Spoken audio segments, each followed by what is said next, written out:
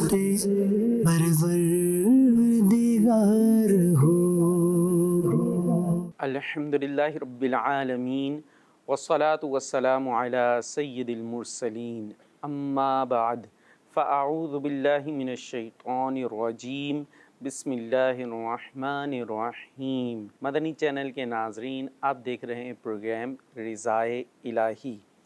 रिज़ाए इलाही programme है और आज हम एक बादशाह के बेटे के बारे में बयान करेंगे जिसने अपनी बादशाहत वाली ऐश आराम वाली ज़िंदगी को ठुकरा दिया और रिज़ाए इलाही की खातिर आखिरत की तैयारी करने को तरजीह दी। इस हवाले से इंशाअल्लाह हम वाक़या सुनेंगे और उससे जो सबक हासिल होता है, जो सीखने के लिए हमारे है, वो इंशाअल्लाह हम सुनेंगे। दुरूद पाक की फ़जीलत से हज़रत सैयदना शेख अब्दुल हक़ मुहद्दिस देहलवी रहमतुल्लाहि ताला अलैह फरमाते हैं, दुरूद शरीफ से मुसीबतें टलती हैं, बीमारियों से शिफा हासिल होती है।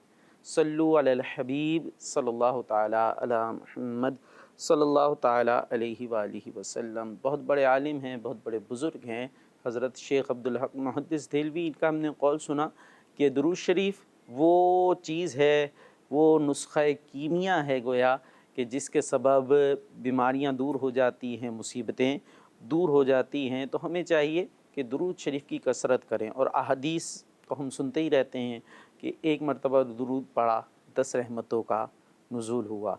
तो दुरूद पढ़ते रहेंगे, रहमतें नाजिल होती रहेंगी।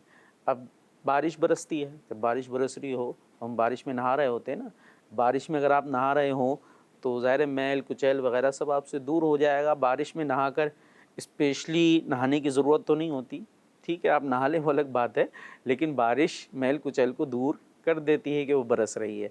तो बस यूँ समझ लीजिए कि हम दुरूद शरीफ पढ़ते जाएंगे, रहमतें बरसती जाएंगी। जब हम पर रहमतों की बारिश होती रहेगी तो इंशाअल्लाह जो परेशानियाँ, मुश्किलातें, ज़हमतें हैं वो दूर होती चली जाएंगी। तो रहमतों को अपने साथ रखेंगे तो ज़हमतें दूर रहेंगी। तो ये दुरूद शरीफ का वो ज़बरदस्त वजीफ़ा है कि जिसके ज़रिए अल्लाह पाक की रज़ा भी हासिल होती है। हमारा प्रोग्राम ही है ना रिज़ाए इलाही, तो ये दुरूद शरीफ वो चीज़ है कि जिससे अल्लाह पाक की रज़ा भी हासिल होती है, मुसीबतें भी दूर होती हैं, बीमारियां भी दूर होती हैं। तो इस वजीफ़े को अपना मामूल बना लीजिए, इंशाअल्लाह दुनिया और आखिरत में फ़ायदा ही फ़ायदा होगा। आइए वाक़ई की तरफ चलते हैं। हज़रत सैयदना अब्दुल्ला बिन अल-फ़रज अल-आबिद रहमतुल्लाहि ताला अलैह फरमाते हैं कि एक मरतबा मुझे किसी काम के लिए कुछ घर में तामीर वगैरह कुछ बनवाना था, उसके लिए एक मज़दूर की ज़रूरत पड़ी। एक मज़दूर लाए और वो घर में जो तामीरी काम था, कुछ बनवाना था, वो काम करवा लिया जाए। अच्छा, वो कहते हैं कि मज़दूर को तलाश करने में बाज़ार आया। अब मज़दूर देख रहे हैं ना, कोई ऐसा मज़दूर जो मेरा काम है वो अच्छे अंदाज से कर ले। देख रहे हैं, ज़ाहिर आदमी सेहत वगैरह देखेगा, आदमी अंदाज़ के थोड़ा हट्टा कट्टा है, कर सकेगा काम या नहीं। तो कहते मैं इस तरह मज़दूर तलाश कर रहा था कि जो मेरा मतलब का काम है वो कर दे। चुनांचा मेरी नज़र एक नौजवान पर पड़ी जो सबसे आखिर में बैठा हुआ था। मज़दूर आपने भी देखे होंगे, ये कोई जगह होती है इलाके में कि वहाँ बैठे होते हैं अपने काम के लिए, लोग आते हैं और वहाँ से उन्हें ले जाते हैं। तो कहते मैंने देखा वहाँ पर एक जो है वो मज़दूर सबसे मज़दूरों के आखिर में बैठा हुआ था। अच्छा, अब इनका अंदाज़ देखिएगा हज़रत अब्दुल्ला का। कहते हैं कि उसका चेहरा शराफत व इबादत के नूर से चमक रहा था, जिस्म मगर बहुत ही कमज़ोर था। अभी जैसे मैंने बात की कि आदमी जिस्म वगैरह सब देखता है, नॉर्मली ज़ाहिर है यही होता है कि मज़दूर ने मज़दूरी करनी है, काम करना है तो सेहतमंद है, लेकिन ये इनका एक अंदाज़ था। इन्होंने देखा कि वो आखिर में बैठा हुआ है और चेहरे पर इबादत का नूर है। हाँ, जिस्म अगरचे कमज़ोर है और उसके सामने एक टोकरी और रस्सी पड़ी हुई है जो काम वगैरह के ज़रूरत की चीज़ें होंगी। अच्छा, उसने ऊन का जुब्बा पहना हुआ था, जो जुब्बा होता है ऊन का पहना हुआ था, और एक मोटी चादर का तहबंद बांधा हुआ था। कहते कि मैं उसके पास आया और पूछा, है नौजवान, क्या तुम मज़दूरी करोगे? कहने लगा जी हाँ। मैंने उससे फिर उजरत तय की कि क्या पैसे लोगे, कितने का काम करोगे। यहाँ पर मदनी चैनल के नाज़रीन एक नोट करने की बात है कि मज़दूर है, मज़दूर से मज़दूरी करानी है, मेहनत मुशक्क़त का काम कराना है, लेकिन सेलेक्ट करने का अंदाज़ क्या है कि मज़दूर में भी देख रहे हैं कि चेहरे पर शराफत है, नूरानियत है इबादत की। تو یہ دیکھ کر اسے سلیکٹ کیا جا رہا ہے۔ تو خیر اجرت کی بات ظاہر ہے یہ بھی کرنا ضروری ہے، جب آپ کسی سے کام کروائیں تو اس سے پہلے یہ طے ہو جانا چاہیے کہ بھئی کیا پے ہوگی، کیا پیسے لیں گے، تاکہ معاملات پھر بعد میں خراب نہ ہوں، تو پہلے یہ معاملات طے کرنا ضروری ہوتے ہیں۔ اچھا، اس نے جواب دیا کہ 1 درہم اور 1 دانق، یعنی درہم کا چھٹا حصہ، ٹھیک ہے، پورا 1 درہم اور درہم کا چھٹا حصہ میں اجرت میں لوں گا۔ میں نے کہا ٹھیک ہے جی، سودا ڈن ہو گیا، طے ہو گیا، تم میرے ساتھ چلو۔ اچھا اب دیکھیے گا، اب وہ نوجوان جس کو انہوں نے سلیکٹ کیا ہے، مزدور کو تو یہ ہوتا ہے بھائی کوئی آئے اور میں جاؤں اس کے ساتھ مزدوری کروں، تو بیٹھے سمجھ لیے ہوتے ہیں، لیکن یہ مزدور بھی انوکھا مزدور تھا۔ اس نے آگے سے لگائی شرط۔ اب وہ شرط بھی کیسی تھی؟ وہ نوجوان کہنے لگا کہ جیسے ہی مؤذن ظہر کی اذان دے گا میں کام چھوڑ دوں گا، اور پھر نماز کے بعد دوبارہ کام شروع کروں گا، اور پھر جب عصر کی اذان ہوگی پھر کام بند ہو جائے گا، عصر کی نماز ادا ہو جائے گی، اس کے بعد میں تمہارا کام کروں گا۔ اور پھر وہ مزدور کہتا ہے کہ اگر یہ شرط منظور ہے تو میں تمہارے ساتھ چلتا ہوں، ورنہ یہاں بہت مزدور بیٹھے، تم کوئی اور مزدور دیکھ لو۔ مزدور کا انداز، آج یہ ایک چیز پائی جاتی ہے کہ جناب ہم جاب کرتے ہیں، فلاں یوں ہے، یہ کر رہے ہوتے ہیں، وہ نماز کا ٹائم نہیں ملتا، یوں ہوتا ہے۔ تو یاد رکھیے گا، جو فرض واجب عبادت ہے وہ آپ نے کرنی ہی کرنی ہے۔ ٹائم ملتا ہے، بڑی اچھی بات ہے، اور بہت جگہ نارملی مل بھی جاتا ہے، ہماری اپنی سستیاں ہوتی ہیں، لیکن اگر کوئی ایسی صورت بنتی ہے کہ کوئی ٹائم ہی نہیں دے رہا اور فرض واجب عبادت نہیں کی جا رہی اور وہ چھوڑنی پڑے گی، تو پھر اس کی ہرگز اجازت نہیں ہوگی، وہ نوکری، وہ جاب، وہ جگہ چھوڑنی ہوگی، لیکن آپ کو اپنی فرض واجب عبادت کرنی ہوگی۔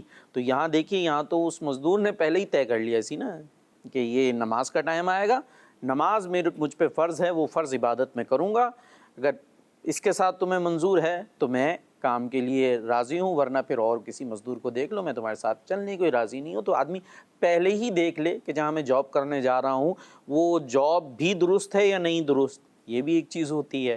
خیر یہ پورا ایک ٹاپک ہے، تو یہ ساری چیزیں دیکھ کر، کیونکہ یہ ہمارے رزق کا معاملہ ہے، مجھ سے کما رہے ہیں، کھا رہے ہیں، بیوی بچے کھائیں گے، ہم کھائیں گے، تو ایسا تو نہیں کہ وہ کام ہی حلال نہ ہو۔ خیر تو یہ جب اس نے بات کی تو جو حضرت عبداللہ، تو انہوں نے کہا مجھے یہ شرط منظور ہے، تو بڑی اچھی بات ہے۔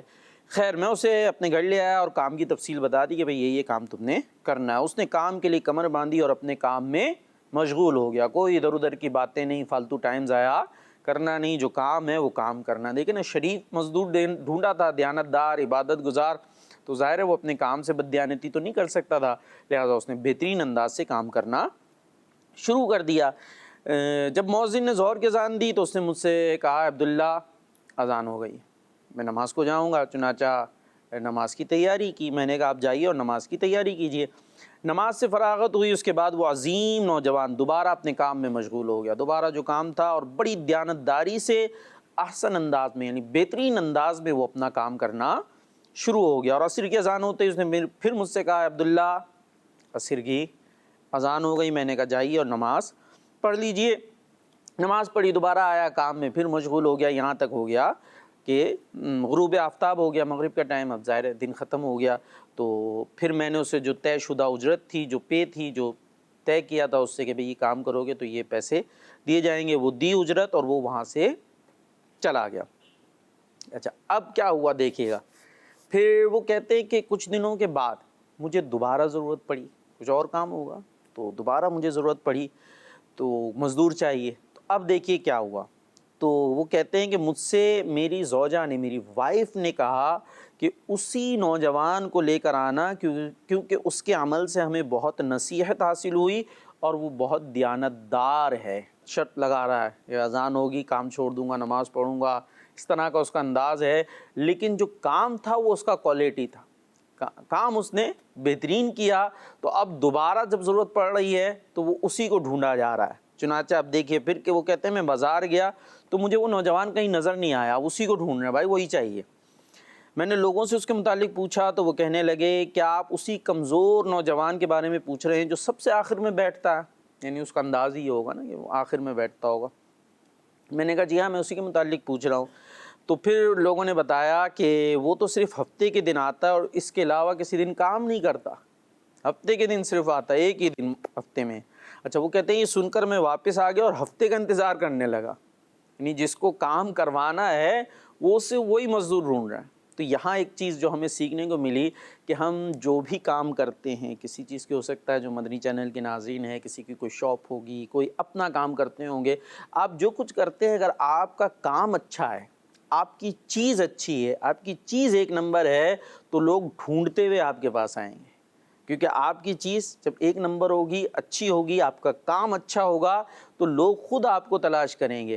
ہاں اگر آپ 2 نمبری کر کر، کچھ ملاوٹ کر کر، کچھ دھوکہ دے کر، یہ ہوتا ہے بعض اوقات کوئی آیا اس کو کچھ دکھایا اور اس پہ پکڑا کچھ دیا، اب اپنے طور پر آدمی سوچ رہا ہوتا ہے جی میں نے تو بڑا جی کمال کر دیا معاذ اللہ، حالانکہ دھوکہ کیا، تو کیا ہوگا اس کے اوپر دھوکہ کھل جائے گا، ہو سکتا ہے واپس لوٹ کر آئے، کچھ پھر آپ کے ساتھ بدمزگی ہو یا کچھ نہیں، تو بعد میں وہ یہ سوچ لے گا آئندہ اس دکان پہ نہیں جانا، یا آپ نے کسی کا کام پکڑا اور وہ کام ٹھیک نہیں کیا تو وہ اگر کچھ اور نہ بھی کر سکا تو وہ یہ سوچ لے گا کہ آئندہ اس سے کام نہیں کرانا، پھر اس کے بعد ہم شکوے بھی کر رہے ہوتے ہیں، پتہ نہیں کیا ہو گیا ہے، ایسا ہم نے کیا کر دیا، کام ہی نہیں ہے، یوں نہیں ہے، بڑی پرابلمز ہیں۔ تو آپ کام اچھا کیجئے، اپنی چیز اچھی رکھیے، دیکھیے لوگ خود آپ کی طرف آئیں گے، ڈھونڈتے ہوئے آئیں گے، تو اس سے آپ کے رزق میں بھی برکت ہوگی۔ خیر اب یہاں پر کیا ہوا، اب ہفتے کا پتہ چلا بھائی ہفتے میں ایک ہی دن وہ کام کرتا ہے، کہتے ہیں وہ ہفتے کا انتظار کرنے بیٹھ گئے کہ ہفتہ آئے تو میں دوبارہ جو ہے وہ بازار گیا اور اسی پرکشش اور عظیم نوجوان کو اسی جگہ موجود پایا۔ میں اس کے پاس گیا اور اس سے پوچھا کہ تم مزدوری کرو گے؟ اس نے کہا جی ہاں، لیکن میری وہی شرائط ہوں گی جو میں نے پہلے آپ کو بتا دی تھی کہ نماز کا ٹائم ہوگا تو نماز، کام نہیں۔ میں نے کہا منظور ہے، میرے ساتھ چلو۔ وہ میرے ساتھ میرے گھر آیا اور میں نے کام کی تفصیل بتائی، اور پہلے کی طرح وہ بڑی دیانتداری اور اچھے انداز سے اس نے کام کیا، اور اس نے کئی مزدوروں جتنا کام کیا، اکیلا اور کئی مزدوروں جتنا اس نے کام کر دیا۔ تو جو کام کا آدمی ہوتا ہے اس کے لیے کام بہت، اور جو کام نہیں کرتا پھر اس کے لیے فراغت بہت۔ پھر وہ بعض اوقات ہوتے ہیں جو کام صحیح نہیں کرتے، وہ کہتے ہیں پتہ نہیں کیا ہو گیا جی، یہ جہاں جاتے ہیں نوکری سے نکال دیا، یہ کر دیا، وہ کر دیا۔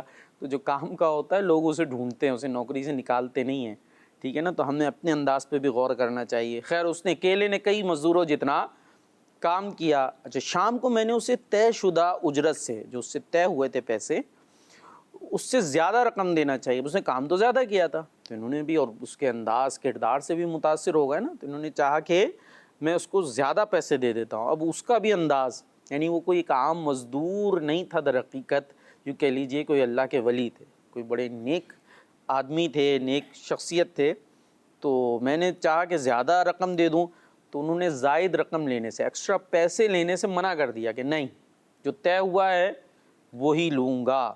اچھا کہتے ہیں میں نے اصرار کیا، بڑا کہا کہ لے لیں لے لیں، لیکن وہ راضی نہیں ہوئی، یہاں تک کہ پیسے لیے بغیر وہ جانے لگے۔ تو مجھے بڑا رنج ہوا کہ بھائی یہ پیسے ہی نہیں لے رہے، تو میں ان کے پیچھے گیا اور جا کر بڑی عاجزی کے ساتھ انہیں اجرت دی، زائد رقم انہوں نے واپس کر دی، اور جو طے شدہ مزدوری تھی وہی انہوں نے لی۔ یہ ان کا اپنا ایک خاص انداز تھا، اگر زائد کوئی دے رہا ہے اور وہ لے لیتے تو ویسے کوئی اس میں حرج نہیں تھا، لیکن بہرحال انہوں نے زائد رقم نہیں لی، کام زیادہ کر دیا اور پیسے زیادہ نہیں لیے۔ خیر اچھا پھر کہتے کچھ دنوں بعد پھر ضرورت پڑی، اب تو ظاہر ہے انہی کے پاس جانا ہے، کام پسند آ گیا، انداز پسند آ گیا ہے، تو پھر ہفتے کے دن گیا، اب تو پتہ تھا ہفتے کو ہوتے ہیں، وہ ہفتے کے دن بازار گیا۔ اب دیکھیے گا اسی نوجوان کو تلاش کرنے لگا، ملے اور پھر لے کے جاؤں اپنے کام کے لیے، لیکن اب ہفتے کے دن بھی نظر نہیں آئے، حالانکہ وہ تو ہفتے کے دن ہی ہوا کرتے تھے، لیکن آج تو ہفتے کو بھی موجود نہیں ہے۔ اچھا اب میں نے لوگوں سے پوچھا کہ بھائی وہ نوجوان جو آخر میں بیٹھتا ہے، بتایا تو انہوں نے بیان کیا کہ آج وہ بیمار تھا اس لیے نہیں آیا، بیماری آ گئی اس وجہ سے وہ نہیں آیا۔ میں نے پوچھا وہ رہتے کہاں ہیں؟ لوگوں نے گھر بتایا، فلاں جگہ پر جائیں، وہاں ان کا گھر ہے۔ میں پہنچا وہ ایڈریس پر، جو ایڈریس بتایا تھا وہاں پر پہنچا تو دیکھتا ہوں کہ وہ سخت بیماری میں مبتلا ہے، اور تکیے کی جگہ اینٹیں رکھی ہوئی ہیں، اینٹ ہوتی ہے، اینٹوں کا تکیہ بنایا ہوا ہے۔ میں نے سلام کیا، جواب دیا اور پوچھا اے میرے بھائی کیا تمہاری کوئی حاجت ہے، کوئی ضرورت ہے؟ تو انہوں نے کہا کہ جی ہاں مجھے تم سے ایک ضروری کام ہے، کیا تم اسے پورا کرو گے؟ یعنی وہی جو مزدور تھے انہوں نے کہا کیا ایک کام ہے، کیا تم اسے پورا کرو گے؟ تو میں نے کہا انشاءاللہ میں ضرور آپ کا وہ کام کروں گا، بتائیے کیا کام ہے؟ تو انہوں نے کہا، اس نوجوان نے کہا کہ جب میں مر جاؤں تو یہ لوٹا ہوگا ان کے پاس اور زنبیل بیچ کر گورکن جو قبر کھودنے والا ہوتا ہے اس کو اجرت کے طور پر دے دینا اس کی رقم، ٹھیک ہے، اور کفن کے لیے میرا یہی اون کا جبہ اور چادر کافی ہے، اسی لباس میں مجھے دفن کر دینا، کفن دے کر دفن کر دینا، اور میری جیب میں ایک انگوٹھی ہے اسے اپنے پاس رکھنا، ایک رنگ، ایک انگوٹھی ہے اسے اپنے پاس رکھنا، اور میری تدفین کے بعد اسے امیر المومنین ہارون رشید رحمۃ اللہ تعالیٰ علیہ ان کے پاس لے جانا۔ اب وقت کے خلیفہ ہیں، حکمران ہیں، کیسا عجیب تعلق پیدا ہو رہا ہے کہ وہ کہاں ایک مزدور اور کہاں وہ کہہ رہے ہیں کہ بھئی ایک انگوٹھی ہے، یہ تم نے امیر المومنین کے پاس جو خلیفہ وقت ہیں ان کے پاس اس انگوٹھی کو لے کر جانا ہے۔ جی مدنی چینل کے ناظرین، پھر کیا ہوتا ہے؟ اچھا، جب ان کی شاہی سواری فلاں دن فلاں مقام سے گزرے، وہ جو مزدور ہیں وہ بتاتے ہیں کہ فلاں ٹائم فلاں جگہ سے وہ جو شاہی سواری میں وہاں سے جاتے، تو جب وہ گزرے تو انہیں کہنا کہ میرے پاس آپ کی ایک امانت ہے، میرے پاس آپ کی ایک امانت ہے، پھر انہیں یہ انگوٹھی دکھا دینا کہ امانت ہے، اب کیا ہے، تو انہیں یہ انگوٹھی دکھا دینا، بس اس کے بعد وہ خود تمہیں اپنے پاس بلا لیں گے۔ ایسا انگوٹھی میں کیا تھا، آئیے سنتے ہیں۔ اچھا، وہ کہتے ہیں کہ اس بات کا خیال رکھنا کہ یہ کام میری تدفین کے بعد ہو، جب مجھے دفن کر دیا جائے اس کے بعد یہ سارے کام تم نے کرنے ہیں، بادشاہ کے پاس جانا ہے اور اس طرح انگوٹھی دکھانی ہے، یہ سب میری تدفین کے بعد کرنا ہے، اس سے پہلے نہیں۔ میں نے کہا ٹھیک ہے، میں آپ کی وصیت پر عمل کروں گا۔ کہتے اس کے بعد اس عظیم نوجوان کی، جو کہنا چاہیے کہ اللہ کے ولی تھے، ان کی روح جو ہے قفس انصری سے پرواز کر گئی، یعنی ان کا انتقال ہو گیا۔ اب جب انتقال ہوا کہتے مجھے ان کی موت کا بڑا دکھ تو ہوا، صدمہ تو ہوا، بہرحال میں نے ان کی وصیت کے مطابق تجہیز تکفین کے جو ہے وہ معاملات کیے، اور پھر انتظار کرنے لگا کہ کب خلیفہ ہارون رشید کی جو ہے وہ سواری نکلتی ہے کس دن، اور پھر میں وہ سارے معاملات کروں جو انہوں نے انگوٹھی کا کہا تھا اور بادشاہ سے بات کرنی ہے۔ چنانچہ وہ وقت آ گیا، وہ دن آ گیا کہ تو میں جب وہ دن آیا تو میں راستے میں بیٹھ گیا نا کہ سواری آئے اور میں یہ بات کروں، تو جب ان کی سواری میرے قریب سے گزری تو پھر میں نے ان کو کہا کہ بلند آواز سے کہ اے امیر المومنین، میرے پاس آپ کی ایک امانت ہے، اور میں نے ان کو وہ انگوٹھی دکھا دی۔ اب بس اس انگوٹھی کو دکھانا تھا، خلیفہ ہارون رشید نے حکم دیا کہ انہیں خاص مہمانوں کا جو کمرہ ہے اس میں بٹھاؤ، اور میں ان سے اکیلے میں بات کرنا چاہوں گا، علیحدگی میں ان سے گفتگو کرنا چاہوں گا۔ چنانچہ مجھے محل پہنچا دیا گیا بادشاہ کے۔ کہاں انگوٹھی کس کی؟ ایک مزدور کی، اور کہاں مسلمانوں کے خلیفہ ہارون رشید، ان کو وہ انگوٹھی دکھائی جا رہی ہے، اور وہ انگوٹھی دیکھتے ہی کہتے ہیں کہ بھائی انہیں شاہی محل پہنچایا جائے، اکیلے میں ان سے میں نے گفتگو کرنی ہے۔ تعجب کی بات۔ خیر، کہتے جب خلیفہ ہارون رشید کی واپسی ہوئی تو انہوں نے مجھے بلایا، وہ جا رہے تھے ظاہر ہے، جب واپس آئے تو انہوں نے مجھے بلایا اور باقی تمام لوگوں کو باہر جانے کا حکم دیا کہ اکیلے میں بات کرنی ہے۔ پھر مجھ سے پوچھا تم کون ہو؟ میں نے کہا میرا نام عبداللہ بن فرج ہے۔ انہوں نے پوچھا تمہارے پاس یہ انگوٹھی کہاں سے آئی؟ میں نے اس عظیم نوجوان کا سارا واقعہ خلیفہ ہارون رشید کو سنا دیا۔ سوال یہی تھا یہ انگوٹھی کہاں سے آئی، تو وہ سارا واقعہ جو ہے اس عظیم نوجوان کا میں نے سنایا۔ اب جب وہ واقعہ سنایا تو یہ واقعہ سننا تھا کہ خلیفہ ہارون رشید زار و قطار رونا شروع ہو، زار و قطار رونا شروع ہو گیا، اور اس قدر روئے کہ ان کے رونے پر مجھے ترس آنے لگا۔ یہ کیا ہو گیا، اتنا رو رہے، مجھے ان کے رونے پر ترس آنے لگا۔ پھر وہ میری طرف متوجہ ہوئے تو میں نے ان سے پوچھا اے امیر المومنین، آپ کا اس نوجوان سے کیا تعلق تھا، کیا رشتہ تھا؟ سارے اس قدر رو رہے ہیں اور اس قدر جو ہے غمزدہ ہیں اس کی وفات پر اور اس سارے واقعے پر، تو آپ کا تعلق کیا، آپ کا رشتہ کیا ہے؟ تو پھر خلیفہ ہارون رشید نے جواب دیا کہ وہ میرا بیٹا تھا۔ وہ مزدور دراصل خلیفہ ہارون رشید کا بیٹا تھا۔ پھر ہارون رشید بیان کرتے ہیں کہ وہ مجھے خلافت ملنے سے پہلے پیدا ہوا تھا، جب میں خلیفہ نہیں بنا تھا، جب میں حکمران نہیں بنا تھا، اس سے پہلے اس کی ولادت ہوئی تھی، اس کی برتھ ہوئی تھی، اور ہم نے اس کی خوب نیک ماحول میں پرورش کی اور اس نے قرآن کا علم سیکھا۔ جب مجھے خلافت کی ذمہ داری سونپی گئی تو اس نے مجھے چھوڑ دیا اور میری دنیاوی دولت سے، مال سے کوئی فائدہ حاصل نہیں کیا۔ اچھا، یہ اپنی ماں کا بہت فرمانبردار تھا۔ میں نے اس کی ماں کو ایک انگوٹھی دی جس میں بہت قیمتی یاقوت تھا، اور اس سے کہا یہ میرے بیٹے کو دے دو تاکہ بوقت ضرورت اسے بیچ کر اپنی حاجت، اپنی ضروریات پوری کر سکے۔ اس کے بعد وہ ہمیں چھوڑ کر چلا گیا اور ہمیں اس کے متعلق بالکل معلومات نہ مل سکی۔ آج تم نے اس کے متعلق بتایا ہے۔ اور یہ پھر خلیفہ ہارون رشید رونے لگے، اور ظاہر ایک باپ کا دل جب اس طرح کا اپنے بیٹے کا معاملہ دیکھے گا تو غمزدہ تو ہونا فطری ہے۔ اور پھر انہوں نے کہا اچھا آج رات مجھے اس کی قبر پر لے چلنا، یعنی بیٹے نے چھوڑ دیا کہ یہ بادشاہ بن چکے ہیں، حاکم بن چکے ہیں، تو ظاہر بہت سارے معاملات ہوتے ہیں، جب مال و دولت اور حکومت آتی ہے تو کئی چیزیں ایسی ہوتی ہیں، اور اللہ کے جو نیک بندے ہیں وہ اپنے آپ کو زیادہ سے زیادہ ایسی چیزوں سے بچانے کی کوشش کیا کرتے ہیں۔ خیر، تو پھر انہوں نے کہا آج رات مجھے میرے بیٹے کی قبر پر لے کر چلنا۔ چنانچہ جب رات ہوئی تو ہم دونوں اس کی قبر پر پہنچے، تو خلیفہ ہارون رشید اس کی قبر کے پاس بیٹھ گئے اور زار و قطار رونا شروع کر دیا، اور ساری رات روتے روتے گزار دی۔ جب صبح ہوئی تو ہم وہاں سے واپس آ گئے۔ آپ رحمۃ اللہ تعالی علیہ مجھ سے فرمانے لگے کہ تم روزانہ، یعنی خلیفہ ہارون رشید وہ کہنے لگے کہ تم روزانہ رات کے وقت میرے پاس آیا کرو، ہم دونوں اس کی قبر پر آیا کریں گے۔ میں ہر رات ان کے پاس جاتا، وہ میرے ساتھ قبر پر آتے اور رونا شروع کر دیتے، پھر واپس جاتے۔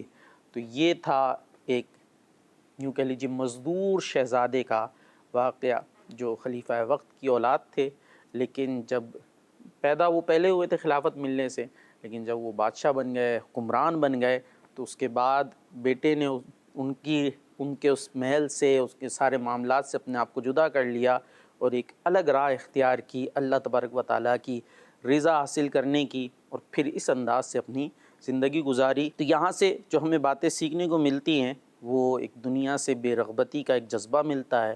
اللہ پاک ہمیں اس مزدور شہزادے کا صدقہ عطا فرمائے۔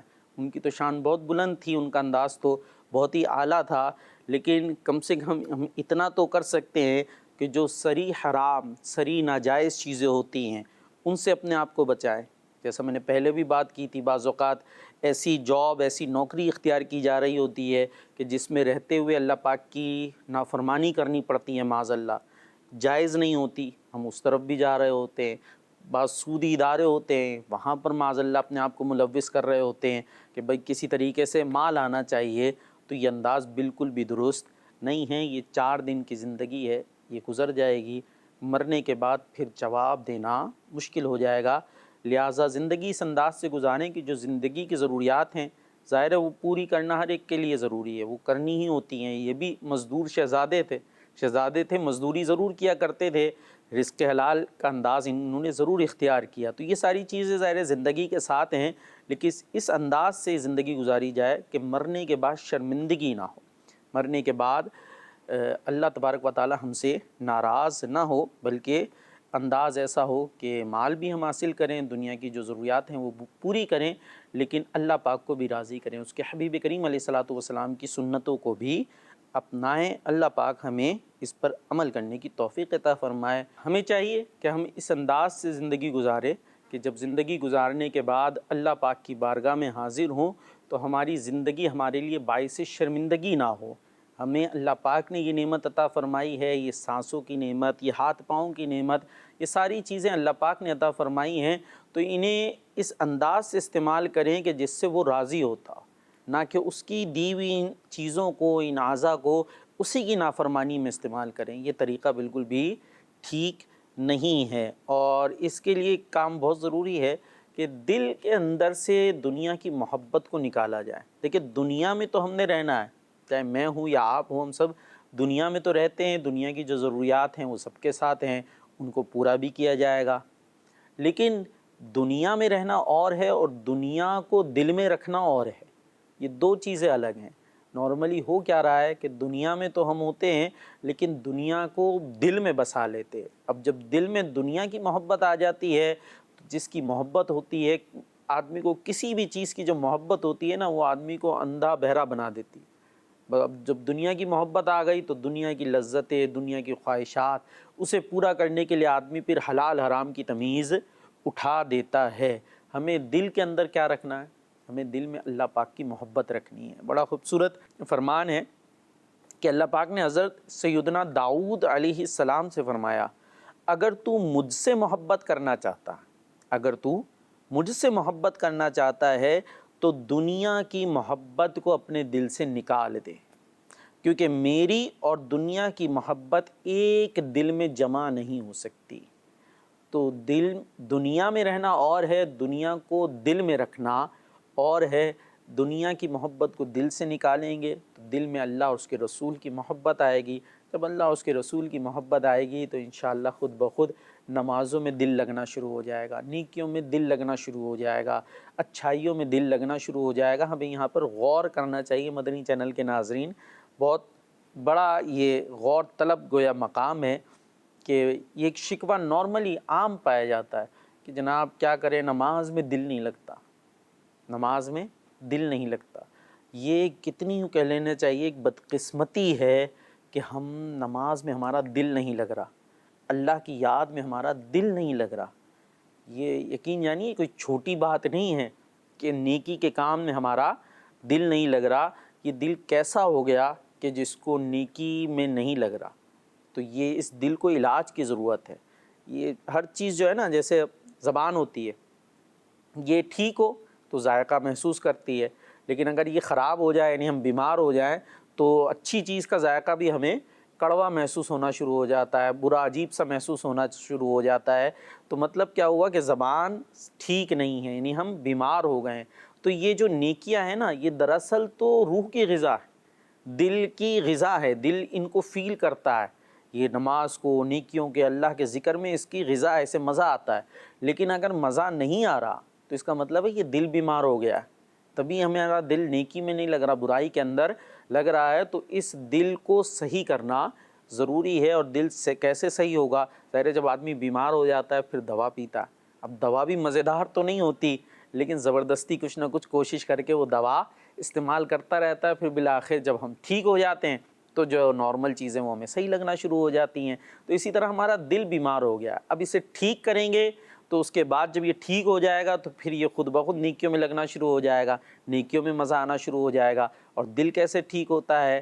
دل ایسے ٹھیک ہوگا کہ ہم خود کو گناہوں سے بچائیں، اس پہ کوشش کرنی پڑے گی۔ جب گناہوں کو چھوڑیں گے کہ گناہوں کے ذریعے دل پر میل چڑھتا ہے، دل خراب ہوتا ہے، اور پھر خود کو زبردستی نیکیوں میں لگائیں گے، موت کو یاد کریں گے، آخرت کو یاد کریں گے، تلاوت قرآن کریں گے، آہستہ آہستہ دل روشن ہونا شروع ہو جائے گا اور پھر وہ خود بخود نیکیوں میں لگنا شروع ہو جائے گا، اور نماز پڑھنا اور عبادت کرنا ہمارے لیے آسان ہوتا چلا جائے گا۔ اللہ پاک دنیا کی محبت سے ہمیں بچا کر اپنی اور اپنے پیارے حبیب صلی اللہ تعالیٰ علیہ وآلہ وسلم کی محبت عطا فرمائے۔ صلو علی الحبیب صلی اللہ تعالیٰ علی محمد صلی اللہ علیہ وسلم۔ ایمان پہ خاتمہ ہو تو منظم ملے مراد، حاصل رضا حضرت